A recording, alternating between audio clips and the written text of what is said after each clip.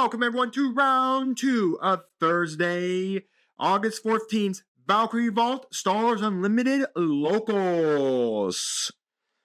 So for you today, I got a couple of interesting ones, specifically Hunter from Shadows of the Galaxy. So a couple of locals have pet decks that they like. One has Chewbacca from Spark Rebellion. This player here has Hunter from Shadow of the Galaxy. And over here, we got Gar Blue. So we got Force Blue Hunter versus Gar Blue. So let's discuss the decks. But before we do that, if you guys are looking for a great place to play Star Wars Unlimited, Valkyrie Vault in Brownsburg, Indiana is a great place to check out.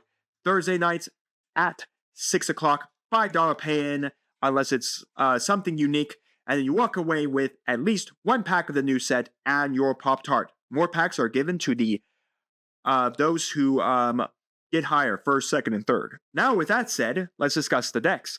Gar Blue. So Gar states on his front side, all your units with an upgrade that includes a shield, an experience, any upgrade from the game, gets +1/+0. He awakens at 6 resources. On his back side, he does the exact same thing with the +1 all upgraded units, but they also get when defeated. You may return those upgrades to your hand for the unit that was defeated. So you can't return shields and experience, but you can return unique upgrades, like lightsabers or anything like that that you want to your hand. So since we're in double blue, we see we can see vigilance. We are in villainy tag, so we have all of the really good vigilance villainy control cards like Super Laser Blast. The 3-drop that can destroy your opponent picks one guy and kills it, and then I'm forgetting a couple other cards, but nonetheless, we are in blue, which means we got pure control. So we got upgrade control against Hunter. So Hunter states on his front side, action tap one, tap him, reveal a resource you control. If it shares a name with a friendly unique unit, return the resource's owner hand and put the top card of your deck into play as a resource. So he's a resource looper. So basically, you could put your resources down with multiple cards of the same name. You play out one card with that name, and then you can basically tap and pay one, look at your resources, grab that card back to your hand so you have another copy of it. Copy of it like a unique unit or just a vanilla unit, a non-unique unit, and you can basically then add that to hand, place the top card of your deck. So basically, you do the smuggle mechanic of always adding the top card of your deck. On his backside, because he awakens at 7, he's a high-costed person to wake up at. He's got Overwhelm for 5/8. On attack, he does the exact same thing, where he will you will reveal your resources. If it matches a name of a unit you have on the board, you can add that resource to your hand, and then take the top card of your deck and play it as a resource. Including the deck played as a resource. So basically, this strategy here is all about resource tempo. So it's a tempo deck that you will play the cards in your resources, and then you can drag back multiple copies of them back to your hand so that you always have another copy of it. So that if your opponent kills, say, a unique unit, you can just reveal the unique unit from your resources, pick it back up in your hand, and have another copy of it so that when your opponent kills it, you can do that. So he's not really playing much of I would think more like red, so that way you could get some good smuggles off with, say, Cassian Andor or, say, the Blaster. You probably wouldn't want to smuggle the Blaster out because of the fact Blaster smuggles for cunning and not for red. But nonetheless, it's a very unique strategy. I can't remember if the Hunter player actually went undefeated or got second in the event, but nonetheless, this is a really cool deck that I get to showcase for you all. It's not often you would see something like Hunter be played. So anyways, with that, we're going to start off with both players. We're just going to resource. We are playing Luke Skywalker in the Hunter deck just because it's a really good resource. Anyways, Gar is going to start off first. We're going to have a follower of the way. When it is upgraded, it gets a +1 onto it. Basically gets an experience token, which is pretty nice. So anyways, we're mainly going to tap. We're going to bring out Obi-Wan Kenobi. He will have the Sentinel keyword there. We're mainly going to go for Power of the Dark Side to immediately kill off, of course, that thing. And then kill off, of course, Obi-Wan Kenobi there. And then we were going to hit for 1 with the Follower of the Way. Once again, Gar is on a 30 health base. Hunter is on a 28 health health base, but they can generate the force if a force unit does swing. We're immediately going to then start off with going for 4 for 𝐒𝐎𝐍𝐿, which states that when he dies, you can use the force and you can add him up to your resources as a resource. So basically, it's a little bit of ramp you can do with that. So anyways, we're going to then bring out a shield. We're going to bring out an 𝐒𝐎𝐍𝐿. He's going to come in shielded, and then he's going to get a +1 counter from his own effect, and then he's also going to have that +1 off Gar Saxon. Remember, Gar Saxon does a +1/+0 off of him as well. So it would be very interesting to see what we do here. We do have that Luke there as well. So right now the force isn't here, but again, Edda, whatever this Jedi is named, we can get the force back with it. Anyways, we're immediately going to swing. We're going to kill off the follower of the way, and immediately going to make the force so that if it does die, we do have the force trigger.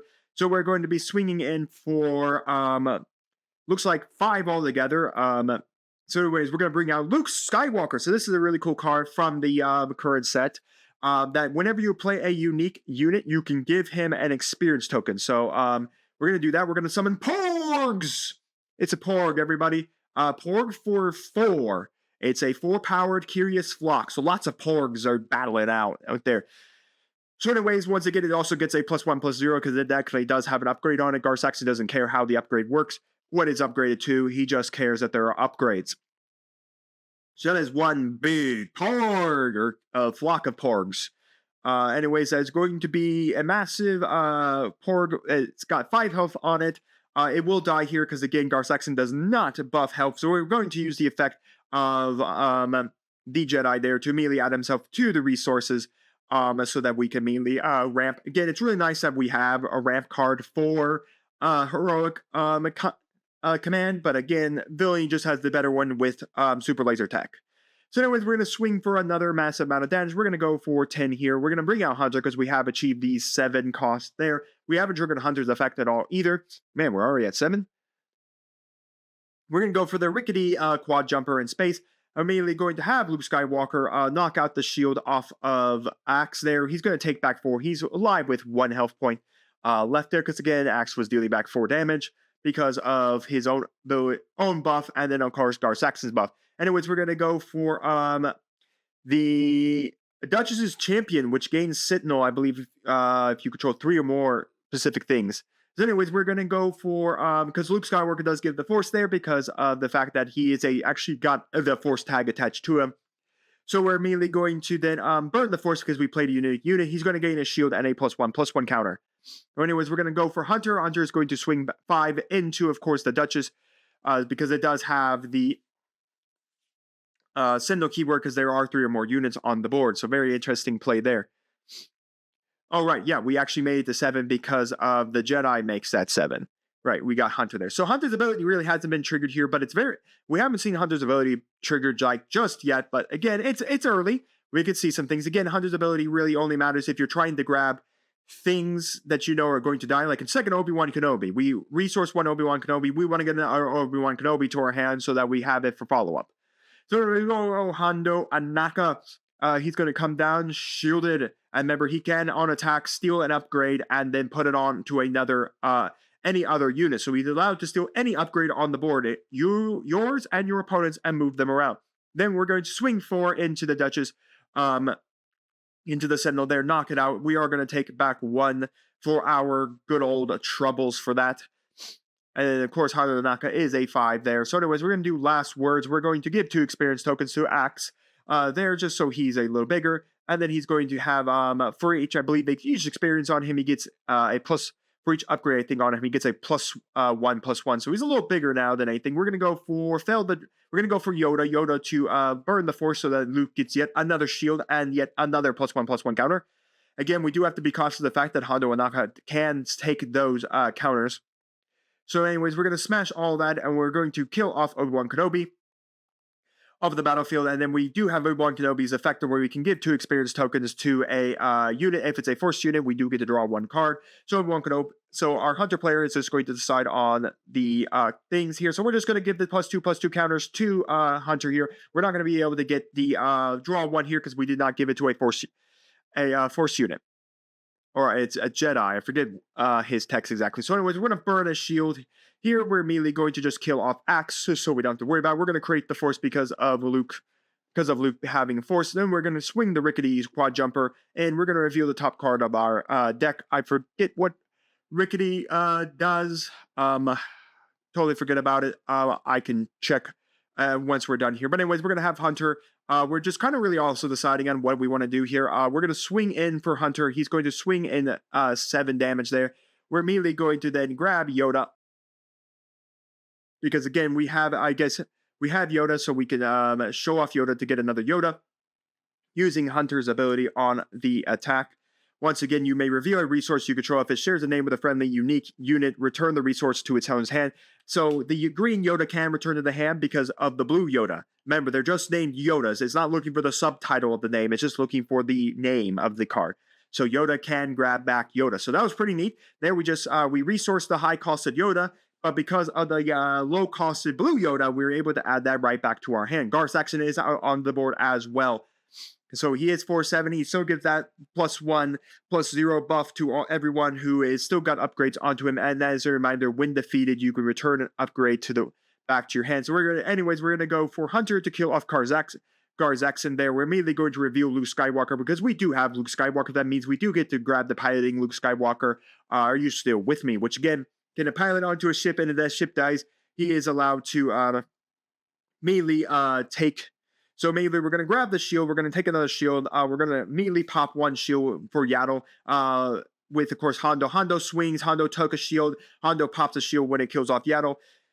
So anyways, we're going to look at what we want to do here. Again, we're going to go Yoda. Yoda is going to take 4 damage off of Hondo and Naka because it was upgraded at the time of the battle. We're now going to trigger Power of the Dark Side. We're going to kill off the Hunter there instead of killing off the Anakin or the Luke there because we can choose the unit we want to kill here.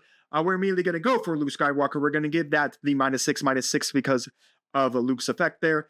And then we're going to burn the Force immediately so that Luke can get yet another experience token and another shield token. Man, that Luke Skywalker is beefy. So we're going to go Lieutenant Charleston. We're going to give it 1 experience token on it. We're immediately going to crack a shield and immediately kill off that Charleston, gain back the Force because of Luke Skywalker. And the Rickety Quad Jumper is going to then swing in and deal in 1 damage. So right now, the game looks, you would think the game would look to be in the favor of Gar blue, but the game is definitely in actually the favor of the Hunter player because of the fact that, that Luke Skywalker is quite huge, and I do mean quite huge here.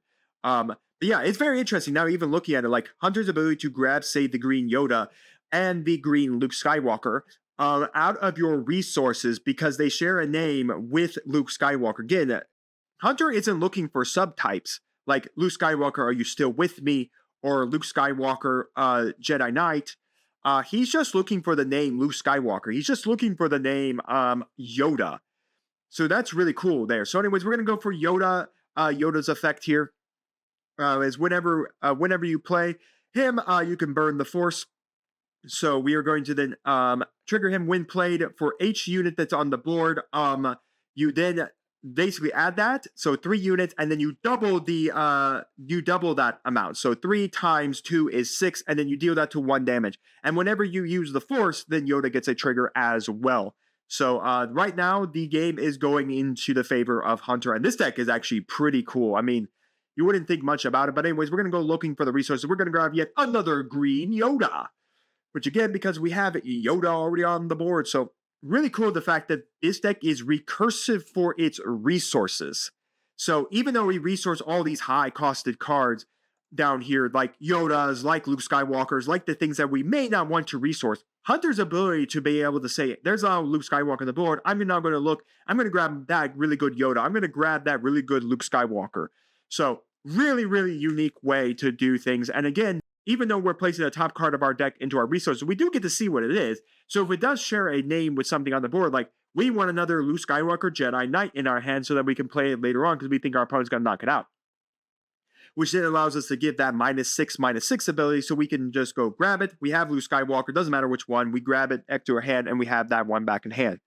So really, really unique effect there. Really cool deck overall, but we got that all important game number 2. All right, folks. So I wanted to give you what Rickety Quad Jumper does. On attack, you reveal the top card of your deck, which we see. If it's not a unit, you give an experience token to another unit. So basically, you're just giving experience tokens around just so you can have 𝐒𝐓𝐿's ability active at all time of having an upgraded unit that can then get +1/+1.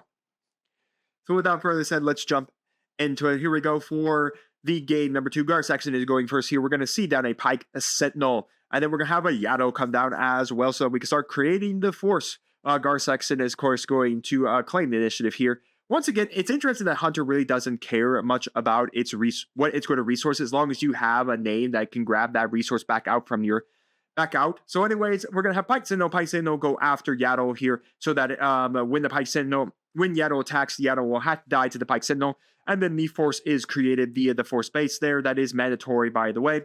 So the Hunter players should have actually caught that they did have the force because of Yato being a force user here. So I'm seeing so far that we have Yodas that can be taken out from the resources. We do have Mooks that can be taken out of the resources. Looks like, yep, they did catch it there.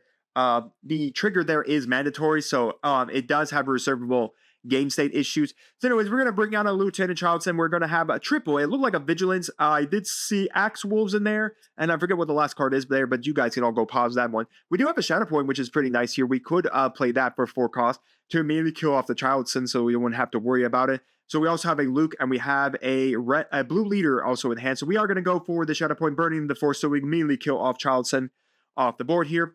Again, the other effect is, I believe it has to kill like a 2-drop or 3-drop off the board. It's better just to burn the force so that you can auto-kill something right off the board, including leaders as well. If I recall, I believe it can kill anything that's a non-leader unit. At least you can kill everything that's non-leader unit. Most cards in the game are pretty restrictive about what you can kill, and a lot of times they cannot just straight up kill a leader. So Yoda is going to kill off Pike Sentinel there. Yoda will allow, of course, the Yoda Hunters player to draw 1. They are never going to give their opponent to draw 1. So anyways, we're going to bring in Hondo Anaka. We're going to go for a Spark of Rebellion or Spark of Hope, something like that. So that is going to immediately put a resource into play of the Yoda going to the resources, and then we're immediately going to bring out yet another Yoda, which doesn't really matter. Again, whatever you put in your resources, you can immediately just grab right back out, thanks to Hunter's ability. And then immediately we're going to have at the state, we're going to be at the 7, while 𝐒𝐓𝐿 is at 6. So we are able to awaken both of our leaders this turn. So we're going to go for the almighty powerful Vigilance. We are going to immediately mill the 6 here. I don't know what the secondary effect was, if it was the kill or the... okay, so we are going to give the experience. Ooh, 2 General's Blade, a Luke Skywalker, Yoda, and I did not see the last one, but that's a part of that. That is a pretty good mill there off of course, of the Vigilance. Gotta love the Vigilance card. Honestly, love that card without a doubt. So anyways, we're going to go for Yoda. They deal 2 damage to the base. There's nothing to heal with the Yoda, so there's no point of doing any heal. The problem is now that Hondo Anaka has 2 shields on him, right? It doesn't give experience, it gives a shield token. Here I thought, I think that's aggression that does that. Anyways, we're going to pop 1 shield to kill off Yoda. We're going to draw another card off of the Yoda effect. Here, I'm really kind of thinking on it. Well, anyways, we're going to bring out good old Hunter here under the board, so we can have his effect active. Anyways, we're going to go for the Porg. Porg for 1. I guess it's not Porg, it's Curious Flock. But you know what? It's Porgs to me, man. They're just Porgs. It's multiple Porgs. But anyways, 1 Curious Flock that's going to come down with a +1 counter, experience counter onto him. It is going to be 3 damage from that Porg. Anyways, we're going to immediately just kill off the Curious Flock, taking back 2 damage there. Actually, should have actually been 3 because of 𝐒𝐓𝐿's ability. We just missed that trigger there. But anyways, then we can overwhelm over the rest of it. So that is going to be a lot of damage coming off from the overwhelm as well, because Hunter does have overwhelm for the damage, because he only has 2 health naturally. So 3 damage for overwhelm coming over, because 𝐒𝐓𝐿 cannot pump. So anyways, we remember Hunter is on attack as much anything. So anyways, we're going to then swing in Luke Skywalker, dealing 6, healing back 3. So basically, we've healed back to 1 damage. Really nice off of that restore 3 there. We're immediately going to pay out. We're going to do Rival's Fall, killing off the Hunters just so the Hunter can attack this turn and then starts hunting and then looking in the resources, at least this turn, for anything important. So anyways, we're going to go 5. We're going to put down Obi-Wan Kenobi. We do gain the Force as well, the mandatory trigger off the Force base, because Luke Skywalker is a Force unit.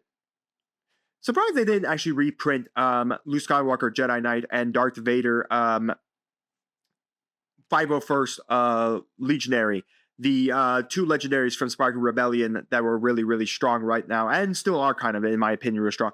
So anyways, we have the good old Power of the Dark Side, choose who shall die.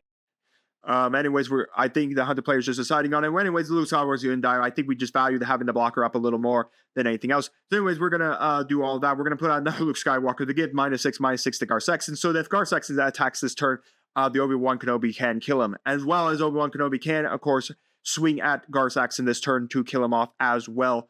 So anyways, we're going to go Axe Wolves to gain a shield token here, and then get a +1/+1 counter. And then we're going to go for Spark to immediately get back, put another card into our, that died that turn, into our resources, which again, doesn't really matter. Hunter can just pay 1 and then grab back Luke Skywalker. So we are going to swing over the Gar Saxon, dealing 0 damage to, of course, Obi-Wan Kenobi, because it had no attack point on it. It only had a point of health. So yeah, unlike other card games where you think, well, you can't attack standing monsters, i.e. say you're a big Gundam fan, if you heard some of my Gundam videos, Star Wars Unlimited, you can attack, just attack active guys at all time. You can attack rested and you can attack active. So anyways, we're going to go for the one effect that do give the -2/-2 to units here. So anyways, we're going to go for Hunter's ability. We are looking for a Luke Skywalker, because that is really all we have in name. So we're immediately going to grab Luke Skywalker, Jedi Knight, and then take the top card of our deck and put it face down. So again, we're going to go for another, that's not Disrupted Burst. I forget the name of it, but that's now a -4/-4 to, or minus, it's some minus number that's here. So anyways, Luke Skywalker is going to swing. We're going to heal all damage and immediately do that. As my camera decides it's going to get a lot of hitting here. Anyways, we're going to give a +2 there, because again, Obi-Wan does die off the ability. So anyways, we're going to put out the Luke Skywalker unique unit as well. And then we're going to immediately going to play out Obi-Wan Kenobi, the Sentinel one, and then immediately going to put out another Luke Skywalker. Now, as a reminder, if you've never played this game, why can you have 2 Luke Skywalkers out? In this game, typically a unit that has the exact same name would die as well. So that's originally what they were going to do for the game, but then they decided subtitles were a whole lot better. So this Luke Skywalker subtitle is different than this Luke Skywalker subtitle. So at that point, if it checks unique names and then it checks subtitles, that's why you can, that's how it all comes down. So nonetheless, the Gar Saxon player did basically passive, and their little disruptions aren't going to do anything against the board that has all of this down on it. So nothing much they can do there. They were just getting outswarmed by the Hunter, outswarmed by the bodies, and I'm mentioning Hunter can go search for anything else it needs. Like, it can use this Obi-Wan Kenobi to find another copy of, say, the blocker Obi-Wan Kenobi. So yeah, so overall, really cool deck. I'm glad I got to feature this, because who would have thought this deck actually was, I think it's still like, let's just say, it's not like you're going to go take it to any PQs and win PQs. You know what? Who knows? Maybe someone will take it to a PQ and win with a PQ, or take it to a store showdown and win with a store, and in a store showdown. I don't know. It can sometimes end up to what you draw, what your opponent's playing, and how it all ends up. But nonetheless, really cool deck. I hope you guys enjoyed this one. It's a little sad we didn't get to see a lot from Gar Saxon Blue, but I think, honestly, we got to see a lot from Hunter Force Blue. But yeah, let me know your thoughts, guys, down in the comments on the Hunter Force Blue deck, on the Gar Saxon Blue deck, your thoughts overall on the deck. And let me know, have you guys seen Hunter played? Have you guys played Hunter? And let me know, what's your favorite jank pet deck from the older sets, from set 1, 2, or 3? What's your favorite leaders from those that you definitely want to play around with? Unfortunately, I just don't feel like I have one of those pet leaders that I really like. I like Sabine, but Sabine's competitive. I'll have to try and choose one, and maybe I'll bring it to Valkyrie Vault, like a really bad jank leader, and try to make it broken. Definitely have to consider that. And while you're commenting, do make sure to like the video, subscribe to the channel, and ring the bell so you get notified when my videos go live for you, and we'll see you next time on Mountain Dragons TCG.